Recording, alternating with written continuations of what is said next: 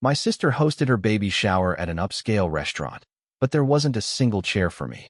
She smirked and said, "Why don't you go to that grimy bar across the street?"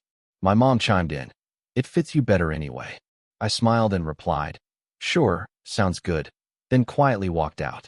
But when they saw me walk into that pub, their faces went completely pale. The look on my sister Sarah's face, right there at her baby shower, it was pure, chilling satisfaction. She watched me, standing alone in the doorway of that fancy restaurant, then smiled a venomous smile and said, "Why don't you try that dirty pub across the street? It suits you perfectly." They had no idea what they'd just unleashed. Stepping into that place, the Wellington, it was like a punch to the gut. The air just reeked of old money and even older grudges, all polished mahogany and shimmering chandeliers, the perfect stage for our particular brand of family drama. You see, I was always the overlooked middle child. Sarah? She was the golden daughter, bathed in the spotlight. My achievements? Always dismissed. My setbacks? Magnified, of course. I thought maybe, just maybe, today would be different. I hoped my success, my real success, might finally earn me a shred of their respect. Instead, I walked straight into a meticulously planned humiliation. It wasn't an accident, not by a long shot. Every single chair around those pristine tables was occupied by Sarah's wealthy friends, their designer handbags casually tossed onto empty seats that could have held me. My Aunt Patricia, dripping pearls, had her coat spread across 2 chairs. Uncle Robert, golf clubs propped against a vacant seat, just sat there, oblivious. Even my cousins, Jessica and Tyler, had basically claimed an entire table for their phones, scrolling through social media, completely ignoring my existence. Sarah, in her $1,500 maternity dress, drifted between tables, constantly caressing her belly like she was putting on a show.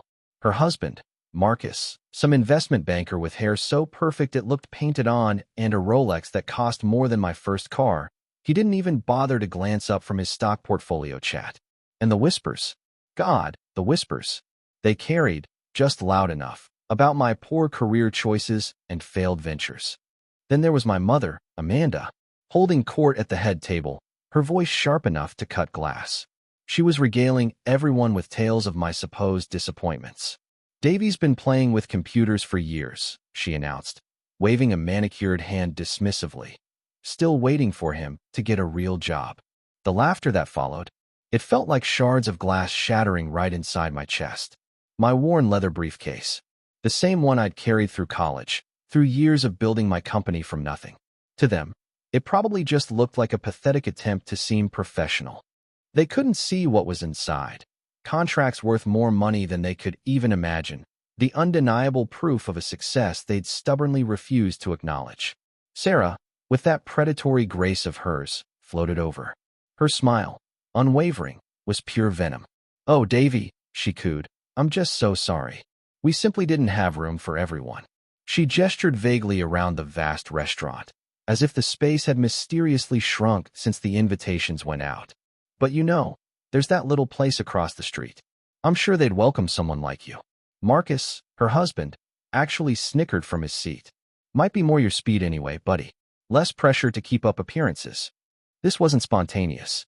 This was calculated, planned, designed to shove me back in my place, to establish a pecking order before her baby even arrived. I was to be the eternal family disappointment, utterly unworthy of sitting at their table.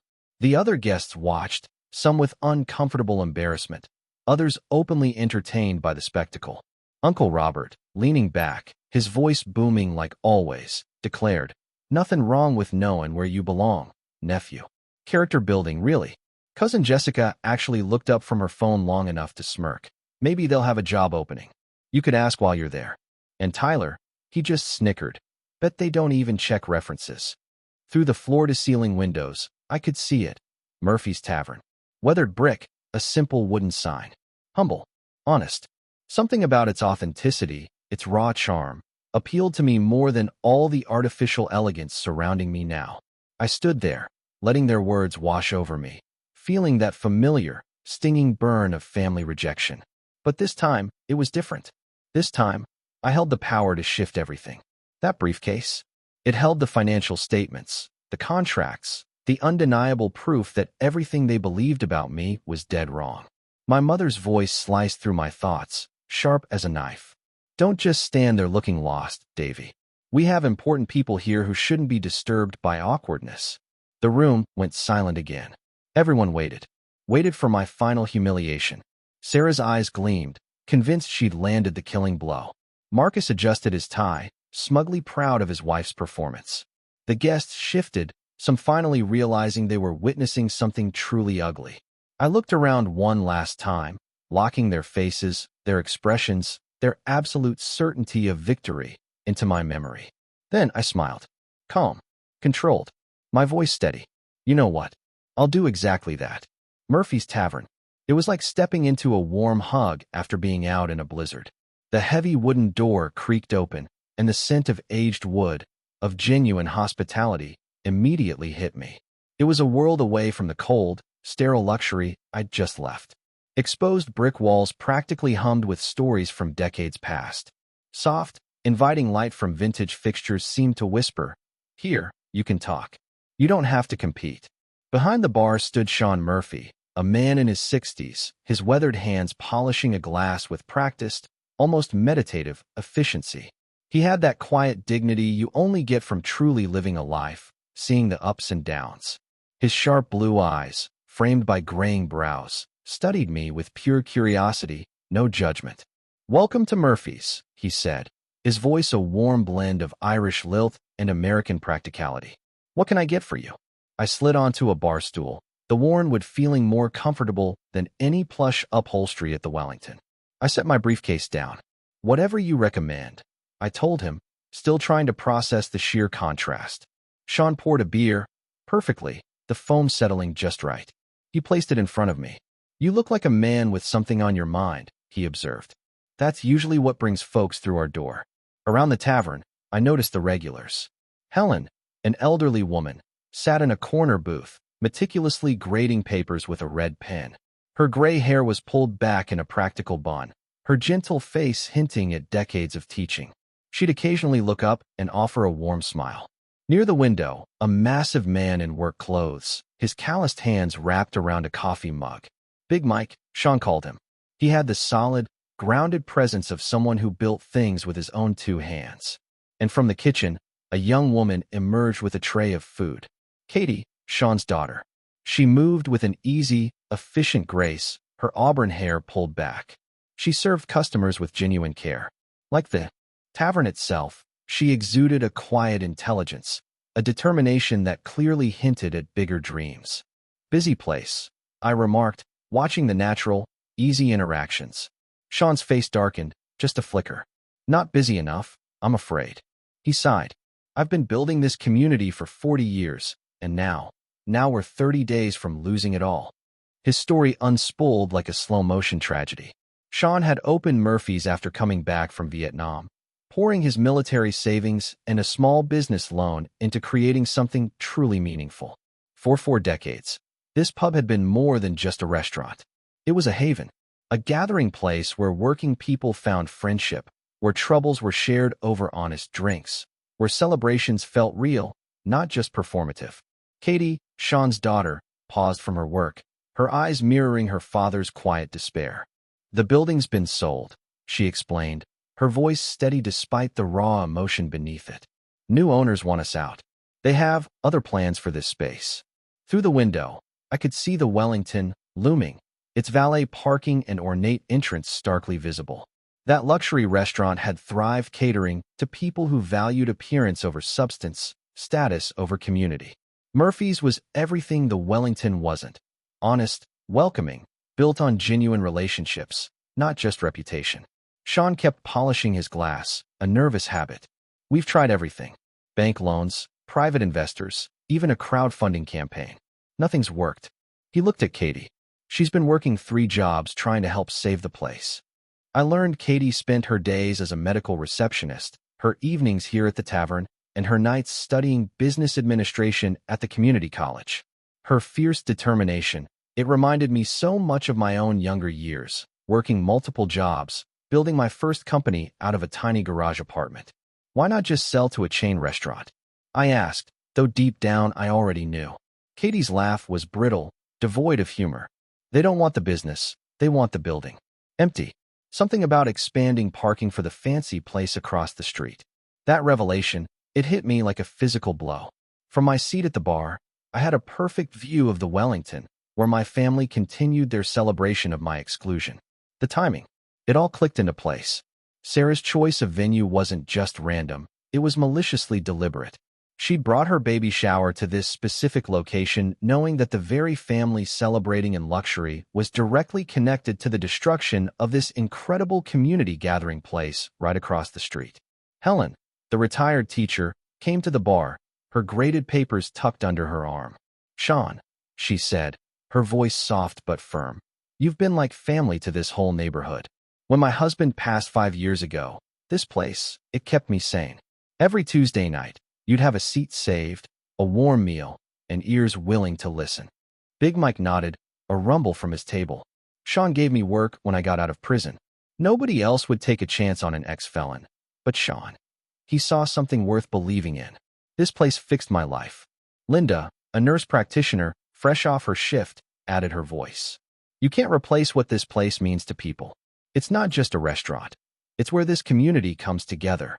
Listening to their stories, my anger at my family's behavior twisted into something far more complex, a deeper, burning indignation.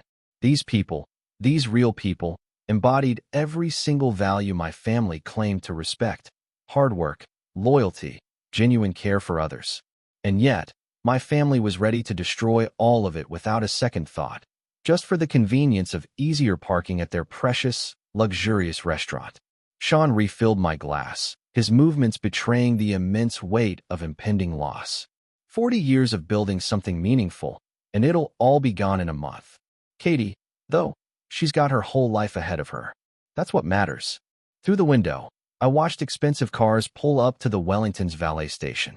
My family and their guests, emerging from air-conditioned comfort, stepping onto red carpets laid out to protect their designer shoes from touching actual pavement. The contrast between their insulated, privileged existence and the raw, beautiful humanity surrounding me in Murphy's Tavern couldn't have been sharper. Katie wiped down tables, her movements automatic, her mind clearly wrestling with a future that was slipping away. "I keep thinking there's got to be a solution we haven't tried yet," she mused. "Some way to make the numbers work. Find an investor who truly understands what we're doing here." The irony. It was almost unbearable. Right there, in my briefcase, not 3 feet away, were documents that could solve every single one of their problems. But they had no idea who I was, what I'd built, or the immense power I held. To them, I was just another customer, seeking refuge from life's disappointments. Sean's eyes met mine across the bar. His voice was gentle. "Forgive me if I'm speaking out of turn, but you look like someone who understands what it means to build something from nothing. That briefcase, the way you carry yourself. You're not just running away from whatever happened across the street. You're running towards something." His perception, it caught me completely off guard. While my family saw only failure, this stranger, this kind, insightful man, recognized potential. While they dismissed my achievements, he sensed the weight of responsibility I carried. This stark contrast, it made my family's treatment sting even more. But it also crystallized why I'd chosen to live modestly despite my success.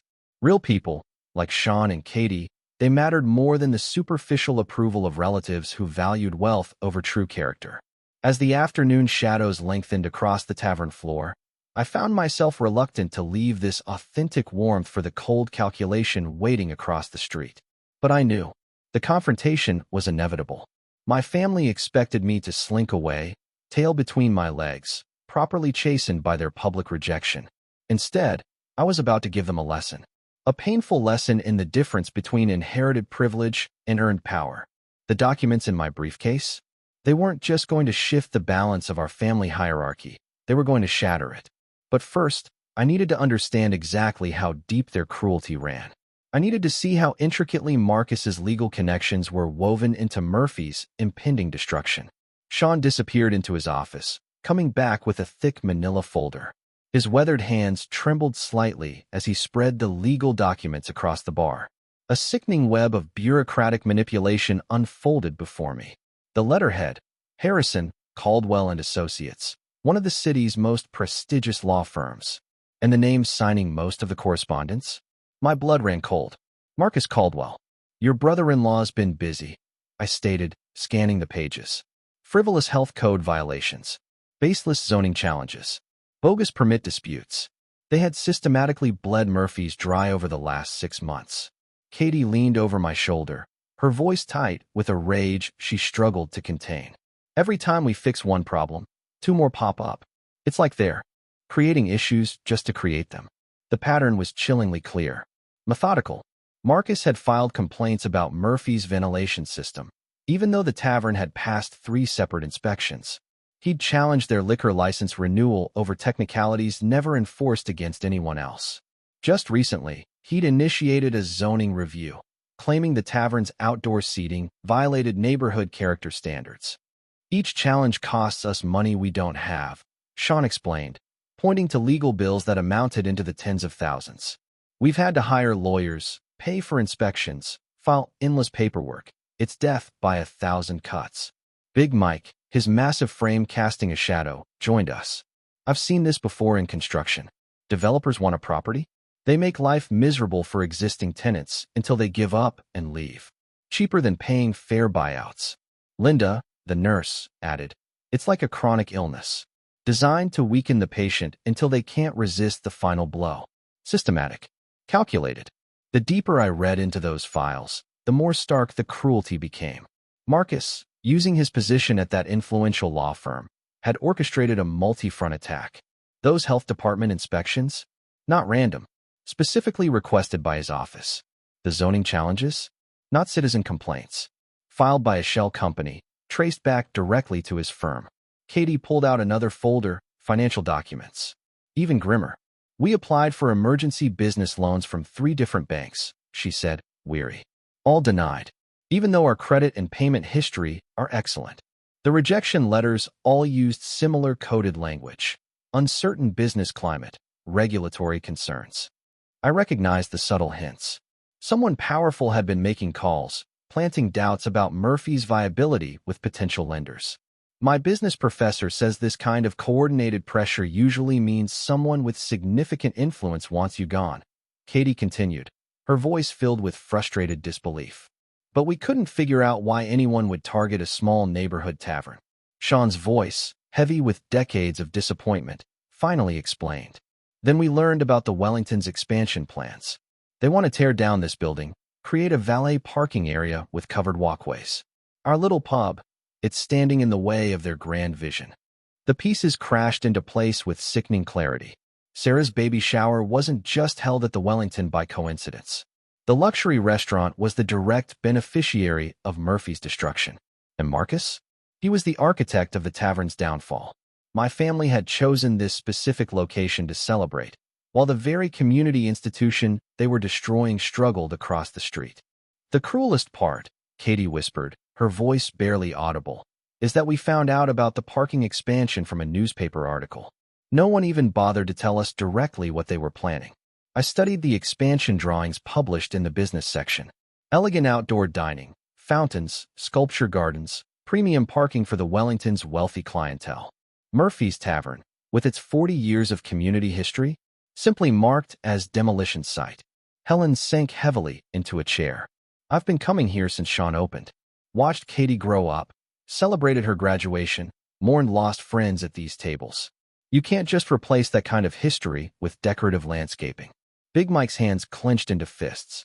Man spent his whole life building something good, and they're destroying it for parking spaces? That ain't right. And how they're doing it? If they'd just made a fair offer, Sean might have considered selling. Instead, they're trying to force him out.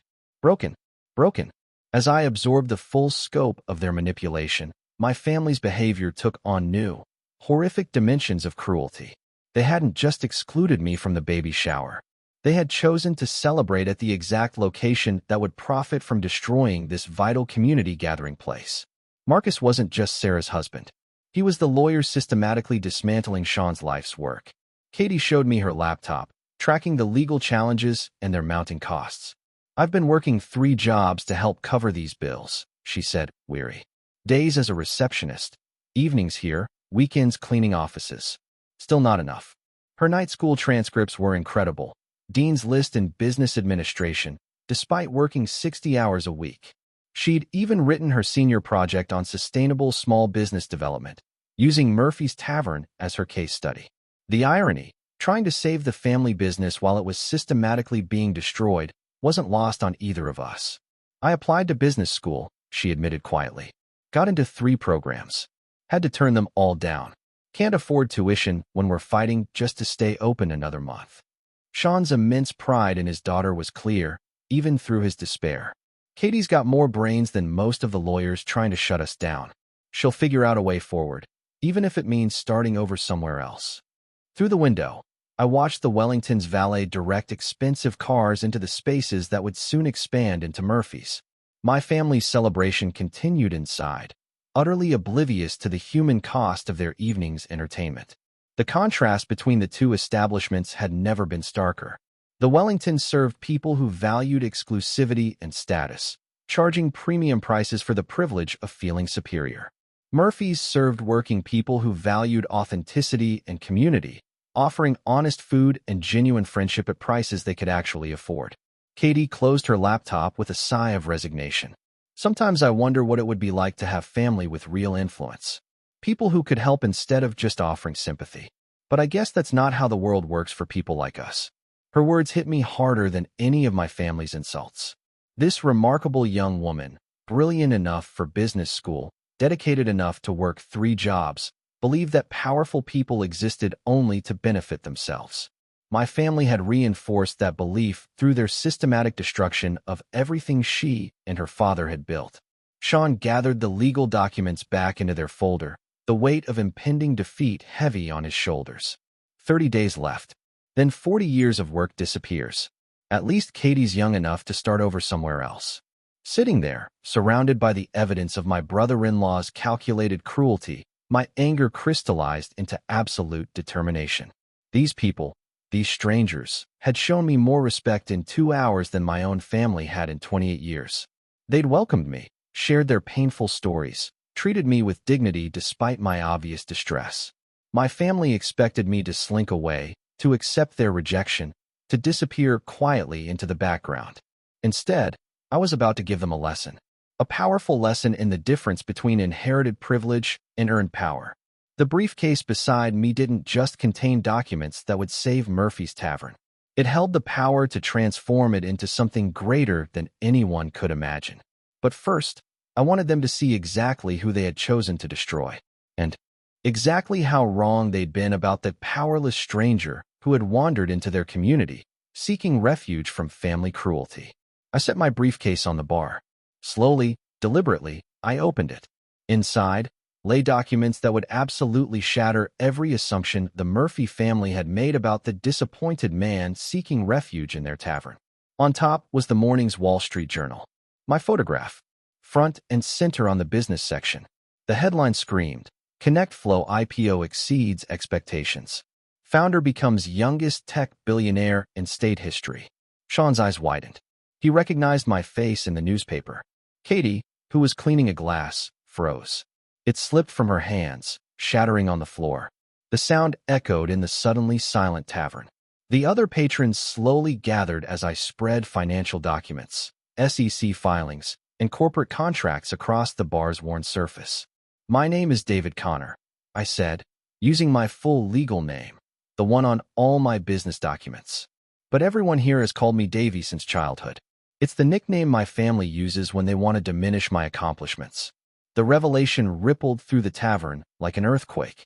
Helen gasped, her hands flying to her mouth. Big Mike let out a low whistle.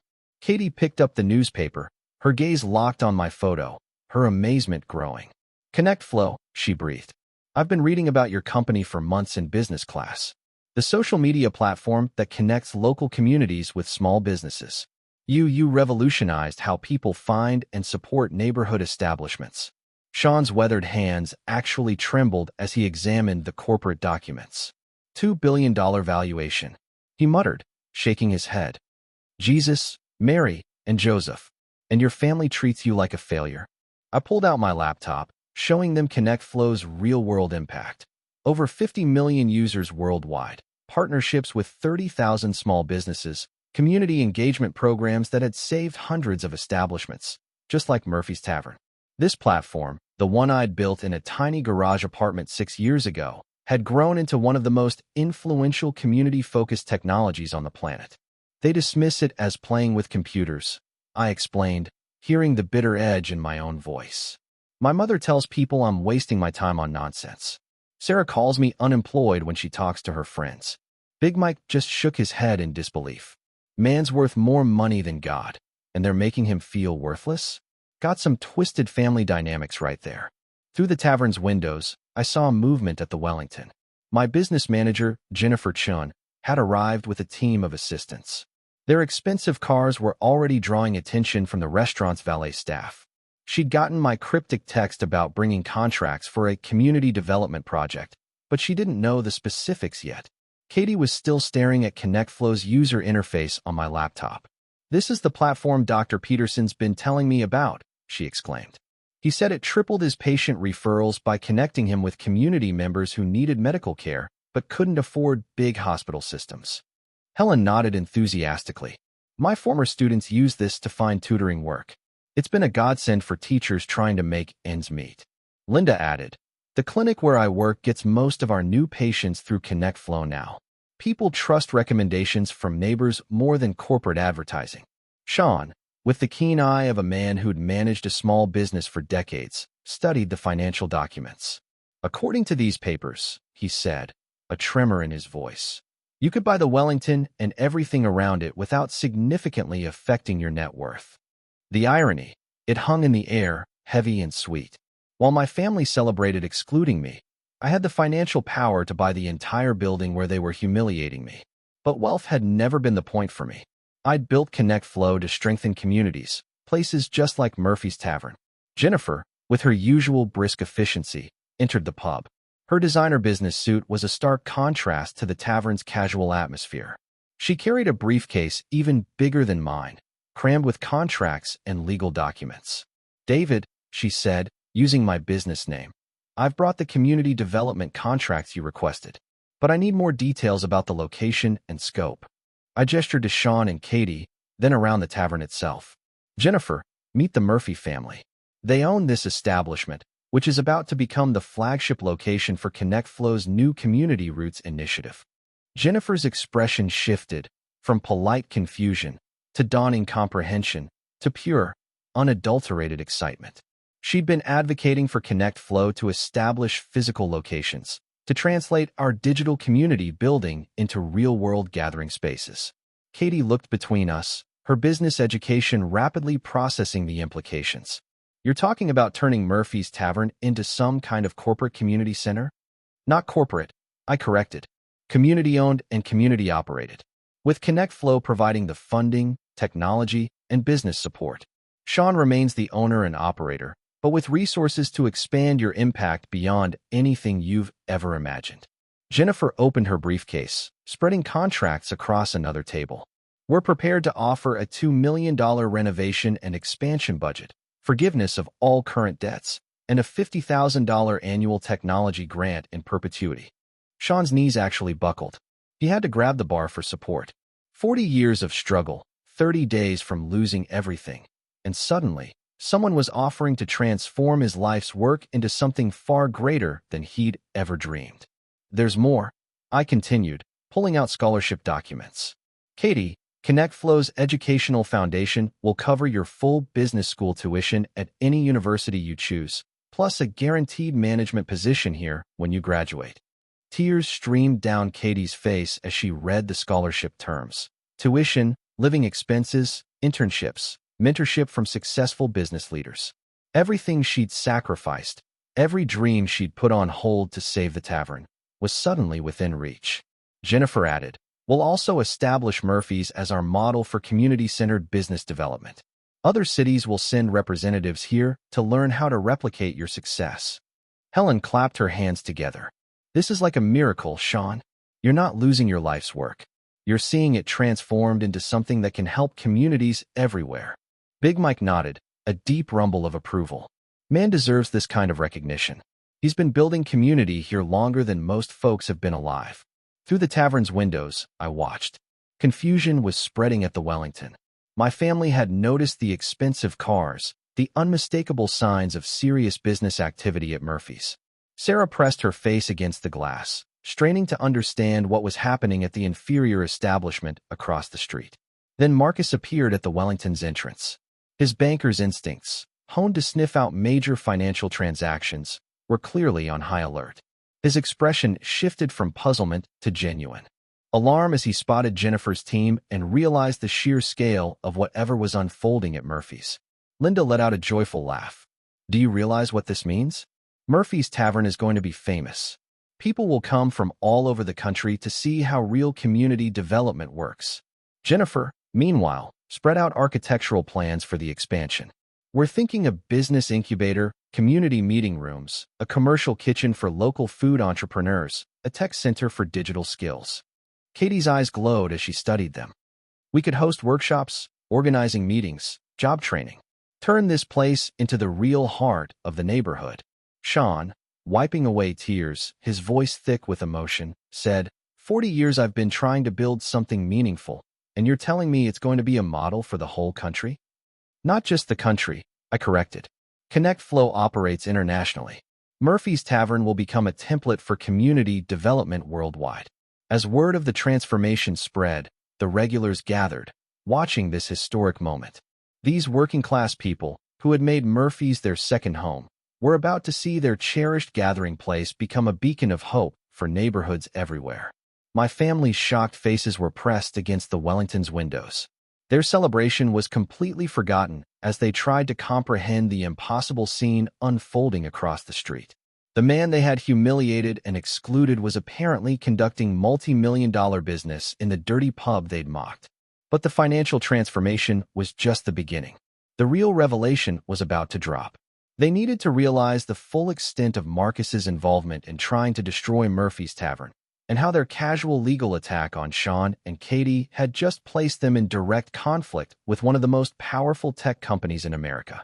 Marcus was about to be served, and it would taste sweeter than anything on the Wellington's overpriced menu. Jennifer's phone buzzed with an urgent message. Her excited expression hardened into grim satisfaction as she read the screen. David, you need to see this. Marcus Caldwell's senior partner just called our legal department, asking about ConnectFlow's involvement with Murphy's Tavern. The timing was absolutely perfect. News of our meeting had reached the Wellington faster than I'd anticipated, triggering exactly the response I'd hoped for. Through the tavern's windows, I could see panic spreading through my family as they grasped the implications of major corporate activity at the supposedly doomed establishment they'd mocked. Sean's face darkened. That snake's been trying to destroy us for months, and now he's worried about his own career? Katie immediately pulled out her laptop. Harrison Caldwell and Associates website. Marcus, listed as a junior partner specializing in real estate acquisition and zoning law. If ConnectFlow's lawyers start investigating his attacks on Murphy's, she said, his career would be over. Exactly, I finished. No respectable law firm wants to be associated with unethical harassment of small businesses, especially when those businesses are connected to billion-dollar companies. Big Mike cracked his knuckles with anticipation. About time that suit-wearing weasel faced some consequences for his behavior. Jennifer made several calls, coordinating with ConnectFlow's legal team. Within minutes, she had definitive proof. Marcus had violated multiple professional conduct standards in his quest to force Sean out of business. Linda pointed towards the Wellington. Looks like word's getting out over there too. People are leaving. Indeed, several cars were already departing the Wellington's valet area as guests began to understand they'd been celebrating at the heart of an unethical business scheme. The local business community was small. News of Marcus's misconduct would spread like wildfire. Helen, the teacher, moved to a window for a better view. 40 years teaching, and I've never seen karma work this quickly. My phone rang. It was the Wellington. Sarah's name flashed across the screen. I let it go to voicemail. She called again, and again. After the fourth attempt, I finally answered. Davy? Sarah's voice was tight with panic. What is going on over there? People are saying you're with some big company. I'm having a business meeting, I replied calmly. Enjoying the atmosphere at this lovely establishment you recommended. This isn't funny, she snapped. Marcus is freaking out. His boss is asking questions about Murphy's Tavern and some legal irregularities. I could hear Marcus in the background, his voice raised, arguing on his own phone. That controlled banker's demeanor he'd flaunted all afternoon was crumbling under the pressure. Perhaps Marcus should have considered the consequences, I suggested, before launching unethical attacks on local businesses. Sarah's breathing became rapid, shallow. What are you talking about? What attacks? Through the Wellington's windows, I saw my mother, Amanda, approaching the phone. Her face was flushed, a mixture of anger and confusion. She snatched the device from Sarah. Her voice, shrill, demanded explanations. David Connor, you stop this nonsense right now and come back where you belong, she ordered, using that authoritative tone that had intimidated me my entire childhood. Actually, Mother, I said, my voice steady. I'm exactly where I belong. With people who value substance over superficial status. Jennifer approached, her laptop open to ConnectFlow's corporate website. My photograph, prominent on the executive leadership page, details of the company's $2 billion valuation, our community development initiatives.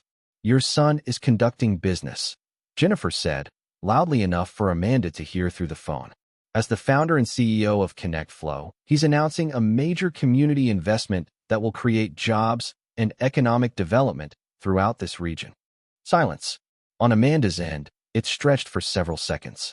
When she finally spoke, her voice had lost its commanding edge. ConnectFlow, the technology company?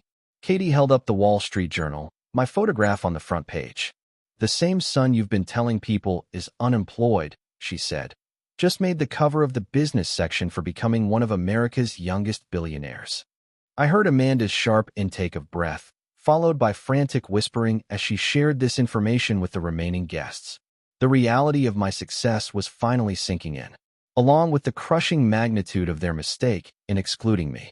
Sean approached the phone, a wide grin on his face.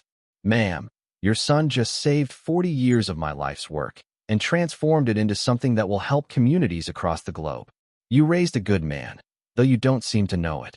Big Mike added his deep voice. Man showed more class and character in 2 hours than most folks manage in a lifetime. You should be proud, instead of whatever this is.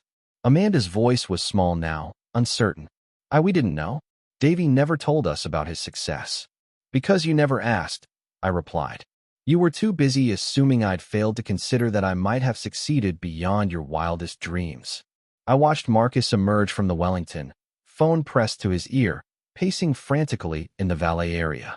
His conversation grew more animated. His gestures more desperate as he tried to explain himself to what was clearly his senior partner. Jennifer received another call, this one from our legal department. She listened intently, then ended the call with a satisfied, almost fierce smile. Marcus Caldwell has just been terminated by Harrison Caldwell and Associates.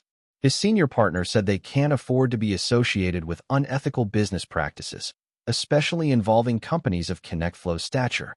Katie cheered, pumping her fist in victory. Justice served. No more frivolous lawsuits, no more harassment, no more systematic attacks on small businesses. Linda applauded.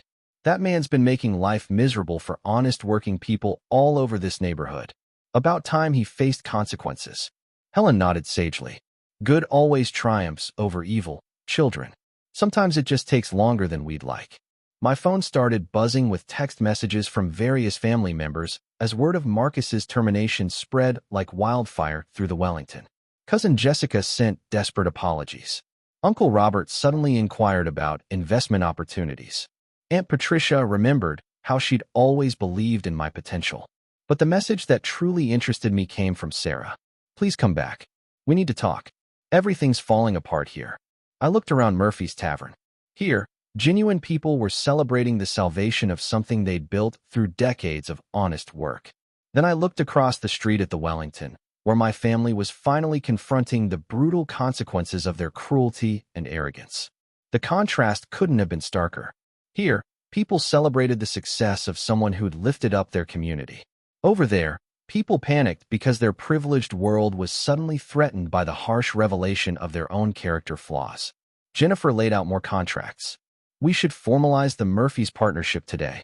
I'd like this announced in tomorrow's business press. Sean studied the documents, his amazement still growing.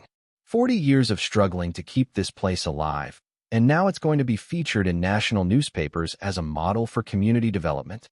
Not just featured, I corrected him.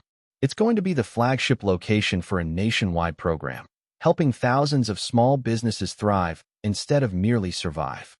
As the sun began to set, casting long shadows over both establishments, the divergent paths of the evening became painfully clear. Murphy's Tavern was ascending to national prominence, a beacon of community development. The Wellington was descending into scandal, as news of Marcus's unethical practices spread through their wealthy clientele. My family had orchestrated their own destruction by targeting the wrong people for the wrong reasons. They had assumed that power belonged only to those who displayed it ostentatiously, never once considering that real influence often worked quietly behind the scenes, waiting for the perfect moment to reveal itself. The lesson they were about to learn would shatter every assumption they'd ever made about success, failure, family loyalty, and the true source of power in American society. Marcus's downfall accelerated faster than even I had anticipated. Within an hour of Jennifer's legal team contacting Harrison Caldwell and Associates, the firm's senior partner, William Harrison himself, arrived at the Wellington. His face was grim, etched with the chilling knowledge that his firm's reputation was in dire jeopardy. Through Murphy's windows, we watched the confrontation unfold. Harrison, a distinguished man in his 70s, silver-haired and impeccably suited, gestured angrily at Marcus, holding what looked like a thick file of damning documents. Sarah stood beside her husband. Her designer maternity dress now looked wilted, her earlier confidence replaced by utter distress. Jennifer received real-time updates from our legal department. Harrison's reviewing every case Marcus has handled for the past year. Turns out Murphy's Tavern isn't the first small business he's targeted with questionable tactics. Sean poured himself a whiskey, his hands steadier now than they'd been in months. How many other families has that man tried to destroy? Katie pulled up news articles on her laptop, showing 3 other local businesses, a family bakery, a used bookstore, a neighborhood coffee shop, all forced out by the same pattern of frivolous violations and zoning challenges orchestrated by Marcus's firm. A clear pattern of misconduct, Jennifer noted, reading from her legal team's report. The State Bar Association takes a very dim view of lawyers who systematically harass small businesses on behalf of corporate clients. Big Mike watched the scene across the street with grim satisfaction. That suit's about to learn what it feels like to have his whole life turned upside down by people with more power than him. Amanda appeared at the Wellington's entrance, her social facade finally cracking as the magnitude of the scandal surrounding her son-in-law truly sank in. Several more cars left the valet area, guests hastily distancing themselves from the unfolding controversy. My phone buzzed again, a number I didn't recognize. I answered. William Harrison's voice, formal and carefully controlled, came through. Mr. Connor, this is William Harrison of Harrison Caldwell and Associates. I'm calling to personally apologize for my former associate's unconscionable conduct regarding Murphy's Tavern. Former associate? I asked, though Jennifer had already told me. As of 20 minutes ago, Marcus Caldwell is no longer with our firm. We've also begun the process of reporting his conduct to the State Bar Association for investigation.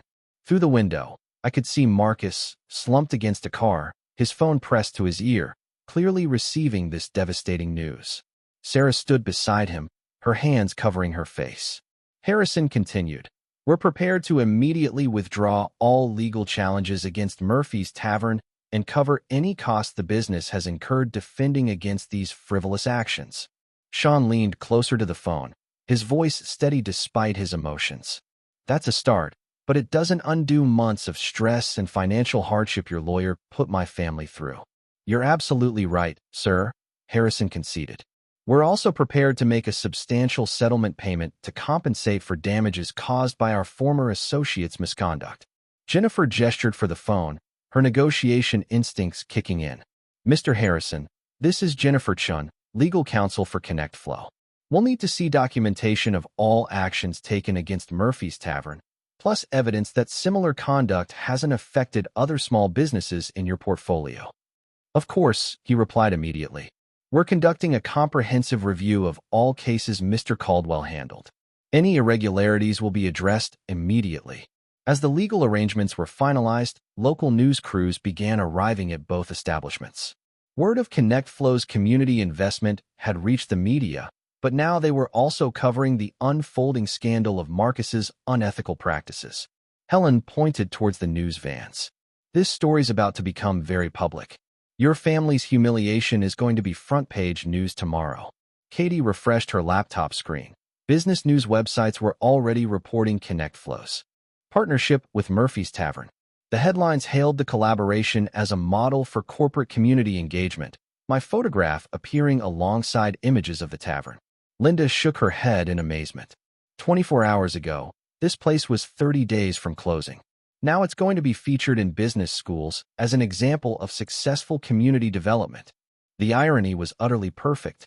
My family's desperate attempt to humiliate me had spectacularly backfired, transforming their private cruelty into a public scandal, while elevating the very establishment they'd mocked into national prominence.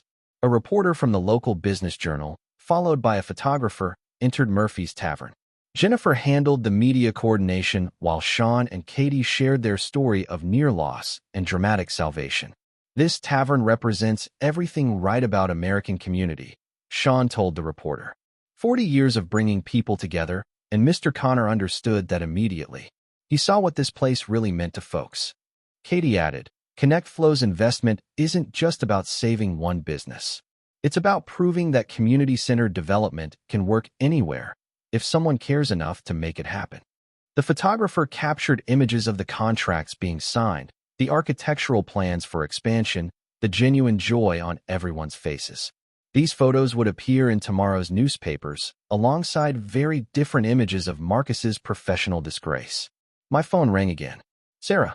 When I answered, her voice was barely controlled. Davy, please. Marcus lost his job. People are leaving the shower. Mom's having some kind of breakdown. We need your help. I looked around Murphy's Tavern, where genuine people were celebrating the salvation of something they'd built through decades of honest work. Then I looked across the street at the Wellington, where my family was finally experiencing the consequences of their systematic cruelty. Sarah, I said, my voice firm. You chose this restaurant specifically because it was built on destroying Murphy's Tavern. You celebrated my humiliation while Marcus worked to destroy these good people's lives. Now you want my help. We didn't know, she pleaded. We didn't understand what Marcus was doing. You understood perfectly that you were excluding me, insulting me, and treating me as worthless, I countered. The only thing you didn't understand was that I had the power to respond. Jennifer approached with the final contracts, ready for signature. The Murphy's Tavern Community Development Project was about to become official, launching a program that would help small businesses nationwide. Sean raised his whiskey glass in a toast. To unexpected friends and long overdue justice. Big Mike lifted his coffee mug. To folks who judge character instead of bank accounts. Helen added. To the proof that good always triumphs, even when evil seems to be winning. Katie held up her scholarship acceptance letter. To second chances and dreams that finally come true. Linda joined the toast. To communities that support each other instead of tearing each other down. As we clinked glasses and mugs, photographers captured the moment for tomorrow's newspapers. The images would show genuine celebration, authentic relationships, and the pure joy that comes from lifting each other up instead of tearing each other down. Across the street, my family's baby shower had completely dissolved. Cars continued departing, guests hastily distancing themselves from the scandal. Marcus sat alone at a table, his banking career likely over, along with his legal career. Sarah stood at the window, staring across at the celebration she'd inadvertently created by trying to destroy me. Justice had been served, swift, complete, and utterly satisfying. But the most satisfying part wasn't my family's downfall. It was the transformation of Murphy's Tavern, from a struggling business into a beacon of hope that would inspire communities across America. The people who had welcomed a stranger and treated him with dignity were about to become nationally recognized examples of how community development should work. The people who had rejected family based on superficial assumptions were about to become cautionary tales about the consequences of casual cruelty. 6 months later, I stood in the transformed Murphy's Tavern Community Center, watching Sean mentor a young entrepreneur who had driven 300 miles to learn about sustainable small business development. The renovation had meticulously preserved everything authentic about the original tavern, while seamlessly adding new spaces that served the broader community's needs. The former storage area? It was now a bustling business incubator where Katie, with her freshly minted MBA, managed programs for startup companies focused on community development.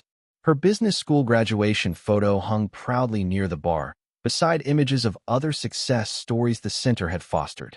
Helen, the retired teacher, led a literacy program in the new education wing, teaching adults who'd never had the chance to read. Her former students regularly volunteered as tutors, building bridges across generations and backgrounds. Big Mike supervised the construction apprenticeship program, training young people in trades while they worked on community improvement projects. His patience and skill had transformed several at-risk teenagers into confident, skilled workers with bright futures. Linda coordinated the community health initiative, bringing vital medical services directly to people who couldn't afford traditional healthcare. The tavern's warm, authentic atmosphere made patients feel safe enough to discuss sensitive health issues they'd ignored for years. ConnectFlow's Community Roots program had expanded to 47 locations nationwide, each one modeled after Murphy's incredible success. Business schools now sent their students here to study this powerful example of community-centered development. Katie even referenced our model in her speeches about economic growth that genuinely benefits working families. The financial transformation was equally remarkable. Sean's personal debt had been eliminated, Katie's education fully funded, and the staff had expanded to 12 full-time employees, all hired from the neighborhood. The tavern's revenue had tripled, all while maintaining its soul as a cherished gathering place for working people. My family's transformation, though, was more painful and equally necessary. Marcus's legal career had ended permanently, but he'd found work as a compliance officer for a nonprofit. Less money, yes, but he was finally contributing positively to society. The experience had truly humbled him, forcing him to recognize that his privileged position had been built on harming others. Sarah's baby had been born healthy. She'd reached out tentatively, trying to rebuild our relationship. It was a slow process, one that demanded a genuine acknowledgement of how deeply her cruelty had wounded me. But parenthood had, perhaps, taught her about unconditional love, making her more capable of recognizing the damage her conditional acceptance had caused. My mother, Amanda, had perhaps changed most dramatically. She now volunteered at the community center twice weekly. Initially, it was from guilt, but gradually, it evolved into genuine appreciation for the values she'd overlooked in her own son. Her social circle had shrunk, but it had also become more authentic, as fair-weather friends departed and real relationships began to blossom. Uncle Robert and Aunt Patricia had made anonymous donations to community development programs, funding scholarships for disadvantaged students. They'd learned that real generosity required humility, not public recognition. Cousins Jessica and Tyler had, surprisingly, pursued education and personal growth instead of seeking shortcuts. Jessica became a social worker, focusing on community organizing. Tyler started a small business supporting local food producers. The broader lessons resonated far beyond our family drama. Murphy's Tavern had become undeniable proof that authentic communities could thrive when people chose substance over superficial status. The model attracted visitors from around the world, each taking home strategies for strengthening their own neighborhoods. ConnectFlow's mission had evolved beyond just connecting businesses with customers. It was now about fostering genuine human connections. Our platform facilitated everything from neighborhood skill sharing to local investment cooperatives, proving that technology could strengthen, rather than replace, human bonds. Sean approached the bar, where I sat reviewing quarterly reports, his movements easier now, free from the crushing weight of impending loss. "David," he said, his voice full, "you've given me more than a successful business. You've shown me that 40 years of work meant something beyond what I ever imagined." Katie joined us, her MBA complete, her management skills transforming how community development projects operated. "The best part," she added, "is seeing other neighborhoods replicate what we've built here. Every new Community Roots location represents families who won't lose their gathering places to corporate expansion." Through the renovated windows, the Wellington was still visible across the street. Its business had significantly diminished after the scandal. In fact, Several of its former employees now worked at Murphy's, having discovered that authentic hospitality was far more rewarding than exclusive, pretentious service. Helen gathered her literacy students around a corner table, their proud smiles reflecting the confidence that came from new skills. Reading isn't just about words, she explained to them. It's about having the tools to understand and change your world. Big Mike supervised apprentices installing solar panels on the community center's roof, a project funded by ConnectFlow's sustainability initiative. Building something that lasts requires solid foundations, he told them, his voice gruff but kind. Same principle applies to communities and character. Linda consulted with a patient who'd been reluctant to seek medical care at traditional facilities. The tavern's welcoming atmosphere had finally convinced her to address health issues she'd been ignoring for years. Sometimes, healing requires feeling safe first, Linda explained to the nursing students observing her program. The regular customers who had welcomed me 6 months ago were now community leaders, their wisdom valued by business consultants and urban planners. Their transformation, from overlooked residents to recognized experts, demonstrated how much talent existed in working-class neighborhoods when given proper support. ConnectFlow's stock price had doubled since announcing the Community Roots initiative, proving that ethical business practices could generate superior returns. Investors were increasingly seeking opportunities that created social value alongside financial profits. As evening approached, I reflected on the incredible journey from that humiliating baby shower to this thriving community center. The pain of family rejection had inadvertently led me to find my real family among people who valued character over status, substance over superficial appearances. My wealth had become a tool for lifting others, rather than merely elevating myself above them. Success, I realized, meant creating opportunities for people like Katie to pursue dreams they'd once thought impossible. Power meant having the ability to protect communities from exploitation by those who saw only profit in their destruction. The greatest satisfaction came from knowing that Murphy's model was replicating across the country, each new location representing hundreds of families whose gathering places would be preserved and strengthened, rather than destroyed for corporate convenience. Sean raised his evening whiskey in a familiar toast, to unexpected friends and lasting communities. The sentiment had become our motto, carved into the new wooden sign above the bar. Visitors often asked about its meaning, and we would tell them the story of how rejection led to acceptance, how exclusion led to inclusion, how apparent defeat led to unprecedented victory. The lesson resonated far beyond individual circumstances. In a society increasingly divided by economic inequality, Murphy's Tavern proved that bridges could be built between different social classes when people chose connection over separation, community over competition. What do you think creates stronger communities?